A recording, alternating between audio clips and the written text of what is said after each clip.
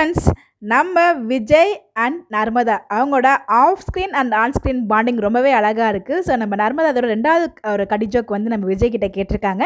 First time தாத்தாவும் இருப்பாங்க, இந்த டைம் நம்ம விஜய் மட்டும் தான் இருக்காரு. கரெக்டாக பதிலும் சொல்லிடுறாரு. யாருக்கிட்ட, எங்கள் விஜய் கிட்டே வா அப்படின்ற மாதிரி ஒரு மைண்ட் வைஸ் நம்மளே போட்டுக்க வேண்டியதுதான். ஸோ அப்கமிங் ட்ராக் வந்து நம்ம விஜய் காவிரியோட பற்றி பேசியிருந்தோம். பட் ஆனால் கங்கா குமரனோட வந்து சொல்ல மறந்துட்டேன். அப்கமிங் ஷூட்டிங் ஸ்பாட்டில் கிடச்சி இந்த ஒரு ஃபோட்டோ உங்களுக்காக இங்கே நான் ஷேர் பண்ணியிருக்கேன். இதை பார்க்கும்போது நம்ம குமரனுக்கும் கங்காவுக்கும் ஏதோ பிரச்சனை நடக்குமோ நடு ரோட்டில் அப்படின்ற மாதிரி ஒரு ஃபீல் இருக்குது.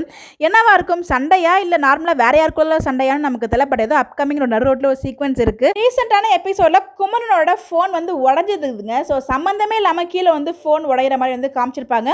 ஸோ அந்த ஃபோன் உடையிற சீன்ஸ்க்கும் ஏதாச்சும் ஒரு லிங்க் இருக்குமா நமக்கு தெரியல. ஒருவேளை அந்த பணம் காணாமல் போனதுக்கு குமரன் தான் அப்படின்றத கண்டுபிடிச்சிட்டாங்களா என்னன்னு நமக்கு தெரியல. இன்கேஸ் இது ப்ராப்ளம் இல்லைனா அவங்க வந்து ஒரு பிரச்சனைக்காக தான் ஊருக்கே வராரு குமரன். ஸோ ரிலேட்டடாக ப்ராப்ளம் வருதா, ஸோ அந்த பிரச்சனையிலேருந்து காப்பாற்றுறதுக்கு நம்ம விஜய் எதுவும் ஹெல்ப் பண்ணுறாரா, அந்த ரவுடிகள் கிட்ட சண்டை போடுற மாதிரி எதுவும் சீக்வன்ஸ் வருதா, நம்ம குமரனுக்கு ஹெல்ப் பண்ணுற மாதிரி எதுவும் சீக்வன்ஸ் வருதா நமக்கு தெரியல அப்கமிங். ஏன்னா அவரும் கொடைக்கானலில் தான் இருக்கார்.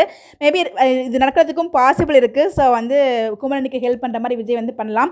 என்னமோ இருக்குங்க, வீடு வர ஃபங்க்ஷனாக இருக்க மாதிரி டெக்கரேட்லாம் பண்ணி வச்சிருக்காங்க.